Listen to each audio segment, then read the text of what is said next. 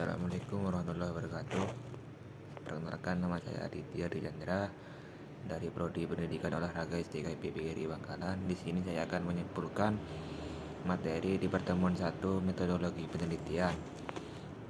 Secara etimologi, metodologi penelitian adalah kata majemuk yang terdiri atas dua kata metodologi penelitian, dan kata metodologi berasal dari kata Yunani yang artinya metodos yang berarti cara dan logos yang berarti ilmu. Sehingga metodologi dapat diartikan dengan suatu disiplin yang berhubungan dengan metode, peraturan, kaedah yang diikuti dalam ilmu pengetahuan. Secara etimologi, penelitian berasal dari bahasa Inggris research yang berarti kembali dan search berarti mencari. Dengan demikian, research berarti mencari kembali. Penelitian adalah suatu kegiatan yang dilaksanakan suatu sistematika untuk mencari, mencatat, merumuskan, dan menganalisis sampai menyusun laporannya. Dan metode ilmiah, metodologi yang tercakup dalam metode ilmiah dapat dijabarkan dalam beberapa langkah yang mencerminkan tahap-tahap dalam kegiatan kerangka berpikir ilmiah yang memberhentikan proses logiko-hipotesiko verifikasi ini. Yang pertama, perumusan masalah yang merupakan pertanyaan mengenai objek empiris yang jelas batas-batasnya serta dapat diidentifikasikan faktor-faktor yang terkait di dalamnya. Dan yang kedua, penyusunan kerangka berpikir dalam pengajuan hipotesis yang merupakan argumentasi yang menjelaskan hubungan yang mungkin terdapat antara berbagai faktor yang saling mengkait dan membentuk konstelasi permasalahan. Dan yang ketiga, perumusan hipotesis yang merupakan jawaban sementara atau dugaan terhadap pertanyaan yang diajukan yang materinya merupakan kesimpulan dari kerangka berpikir.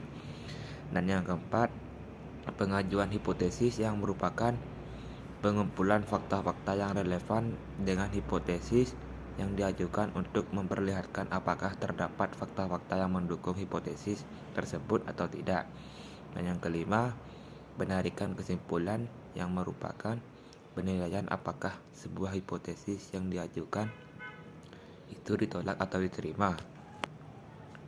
Dan yang ketiga, pendekatan dalam mencari ilmu pengetahuan itu meliputi ilmiah, skeptik, analitik, kritik, dan non-ilmiah, akal sehat atau common sense, prasangka, otoritas ilmiah dan kewibawaan, penemuan kebetulan dan coba-coba, dan pendekatan intuitif.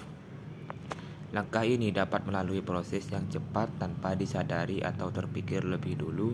Pencapaian pengetahuan seperti ini sukar dipercaya sebab tidak terdapat langkah-langkah yang sistematis dan terkendali. Jadi, begitu terlintas dalam pikiran langsung dilaksanakan tanpa direnungkan terlebih dahulu manfaatnya. Metode yang demikian itu biasa disebut metode a priori. Dalil-dalil seorang yang a priori cocok dengan penalaran belum tentu cocok dengan pengalaman atau data empiris.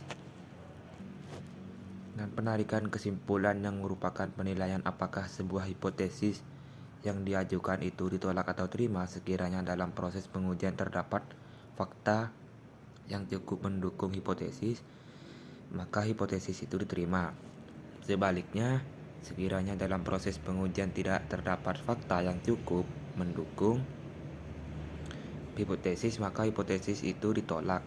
Hipotesis yang diterima kemudian dianggap menjadi bagian dari pengetahuan ilmiah sebab telah memenuhi persyaratan keilmuan, yakni mempunyai kerangka penjelasan yang konsisten dengan pengetahuan ilmiah sebelumnya serta yang telah teruji kebenarannya. Pengertian kebenaran ini harus ditafsirkan secara pragmatis, artinya bahwa sampai saat ini belum terdapat fakta yang menyatakan sebaliknya. Demikian kesimpulan dari materi satu yang saya dapat jelaskan dari mata kuliah metodologi penelitian. Sekian dari saya. Wassalamualaikum warahmatullahi wabarakatuh.